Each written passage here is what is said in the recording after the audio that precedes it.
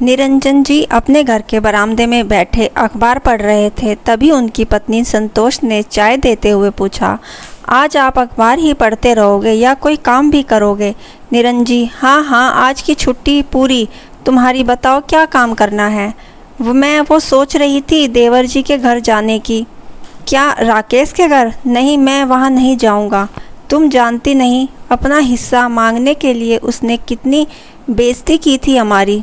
बाबूजी के मरते ही उसे हिस्सा लेने की इतनी जल्दी थी, 13वीं तक भी रुका नहीं, पहले ही लड़ाई झगड़ा शुरू कर दिया। वो सब तो ठीक है, लेकिन इस बात को 5 साल बीत गए। निरंजन जी, तो इन 5 सालों को एक बार भी हमसे मिलने आया या कभी फ़ोन पर बात की? वैसे आज अचानक वहाँ जाने की जिद क्यों कर रही हो? संतोष बोली, नहीं कुछ नहीं, बस ऐसे ही। मैं तुम्हें जानता हूँ, तुम कोई काम ऐसे ही नहीं करती। सच सच बताओ क्या बात है? संतोष, कल मुझे बाजार में उनके घर में काम करने वाली रूपा मिली थी। वह बता रही थी कि काजल को कोई बड़ी बीमारी हो गई है। महीने में 2 बार उसे लेकर दिल्ली इलाज कराने जाते हैं और 1 सप्ताह रुक कर आते हैं। क्या काजल, क्या हुआ उसे? रूपा को कुछ ज़्यादा नहीं पता था। वो तो कह रही थी कि सारा पैसा बेटी की बीमारी में लग गया, अब तो मकान बेचने की तैयारी हो रही है। मुझे भी कह दिया है कि कहीं और काम ढूंढ लो। यह सुनकर निरंजन जी असहज हो गए। इतना नालायक है, कुछ बता नहीं सकता। चलो अच्छे में नहीं तो बुरे समय में तो खबर दे सकता है, पर उसकी तो नाक कट जाएगी मदद का मांगने में। सुनो जी, मैं तो कहती हूँ छोड़ दो पुरानी बातें, चलो एक बार मिल आते हैं। ठीक है, तुम तैयार हो, मैं गाड़ी निकालता हूँ। दोनों राकेश के घर पहुँच जाते हैं। संतोष आगे बढ़कर घंटी बजाती है। निरंजन जी कुछ पीछे खड़े थे। मधु गेट खोलती है। संतोष और निरंजन जी को सामने देखकर शक पका जाती है। उसकी आंखें छलक आती हैं। एक टक देखने के बाद मधु, दीदी आप कहकर गले लग जाती है और रोने लगती है। अरे अरे, रो क्यों रही हो? देख तेरे भैया भी आए हैं।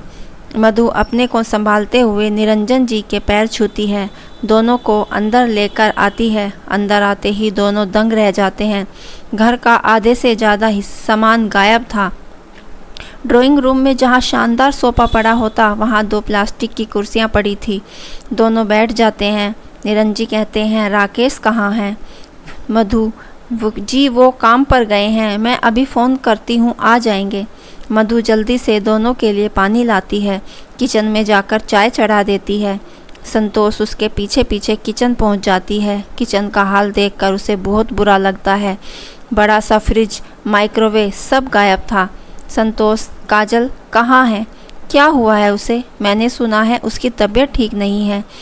अब मधु के सब्र का बांध टूट गया। वह फूट फूट कर रोने लगी।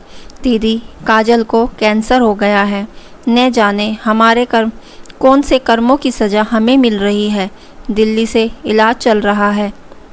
सारी जमा पूंजी लगा चुके हैं। घर का सामान भी बेचकर उसका इलाज करा रहे हैं। अब सोच रहे हैं इस मकान को बेचकर दिल्ली में ही किराए पर चले जाएं। संतोष की आंखों में भी आंसू बह निकले। इतना सब कुछ हो गया, हमें बताना नहीं सकती थी क्या? इतना पराया कर दिया तुम लोगों ने हमें। मधु, नहीं दीदी, मैंने तो कई बार इनसे कहा, लेकिन ये बोले क्या मुँह लेकर जाऊंगा भैया के पास। पहले ही उनकी इतनी बेइज्जती कर चुका हूँ। संतोष, हम घर वाले हैं, कोई रिश्तेदार नहीं। अच्छे में न सही, बुरे वक्त में तो इकट्ठे हो सकते हैं। चिंता मत कर, सब ठीक हो जाएगा। मधु आंसू पोंछकर चाय बनाने लगी। तभी गेट की घंटी बजी।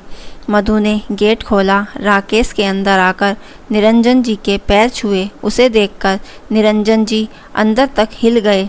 राकेश, जिसके चेहरे से हमेशा तेज टपकता था, रौबदार भरा हुआ चेहरा, शानदार कपड़े पहने हुए, बुलेट पर घूमने वाला उनका भाई, आज उसे पहचानना मुश्किल हो रहा है।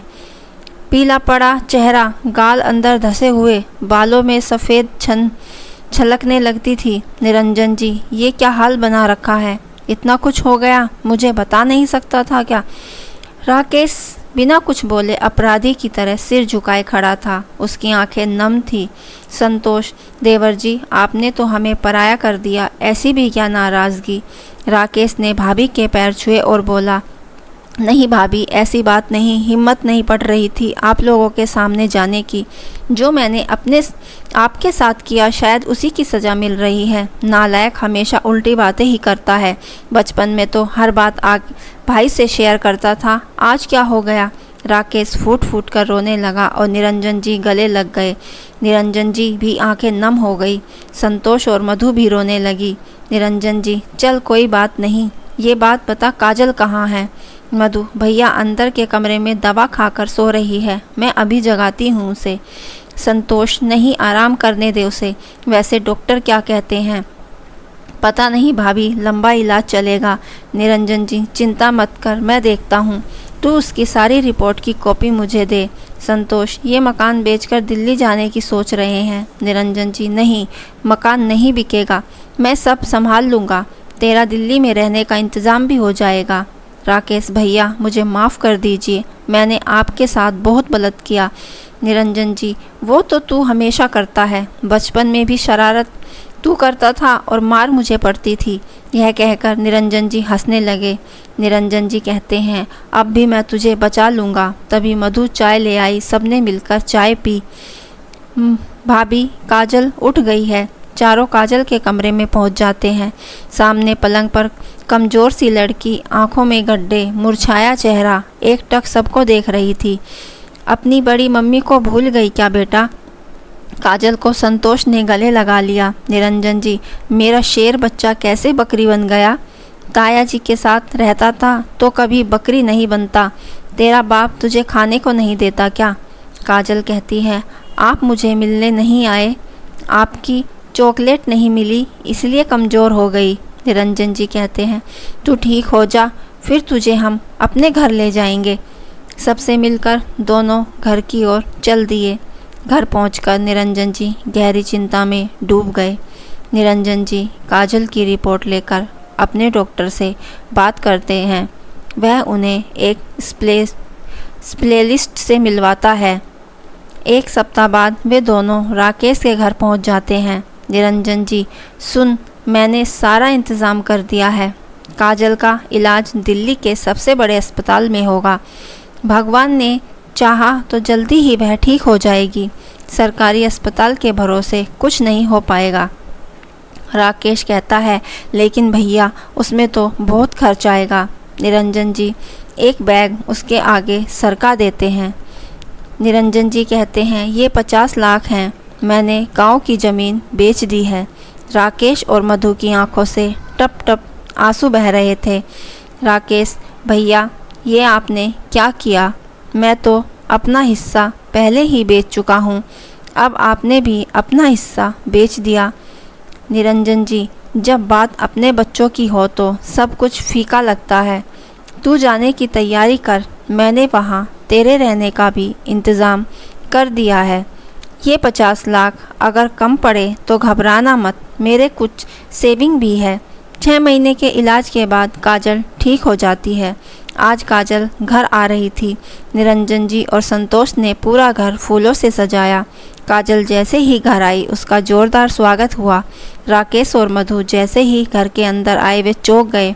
पूरा घर बिल्कुल नया लग रहा था, जैसे अभी पेंट किया है। नए सोफे, किचन में बड़ा फ्रिज, सब पहले जैसा था। राकेश रोते हुए अपने भाई के गले लग गया। निरंजन जी ने कहा, मैंने कहा था ना, सब ठीक हो जाएगा। भाभी, आपने ये सब क्यों कर दिया, आपका कर्ज हम कैसे चुकाएंगे। संतोष, पागल, घर वालों पर कोई कर्ज नहीं होता, हमारे रहते तू कष्ट उठाएगी, ये भी तो नहीं हो सकता। सबने मिलकर काजल से केक कटवाया। तभी वहाँ रूपा आ गई। संतोष, इसे मैंने बुलाया है, यह यहाँ काम करेगी, चिंता मत कर, इसकी पगार मैं दे दूँगी। राकेश, नहीं भाभी, अब मैं पूरे जोश से काम करूँगा, सब संभाल लूँगा। निरंजन जी और संतोष उनसे विदा लेकर घर की ओर चल दिए। अपना सब कुछ लुटाकर अपना परिवार पा लेने पर खुद को गर्व महसूस करा रहे थे। दोस्तों, हमारी कहानी कैसी लगी हमें ज़रूर बताइए और कहानी सुनने के लिए दिल से धन्यवाद और हमारे चैनल को सब्सक्राइब करना ना भूलें।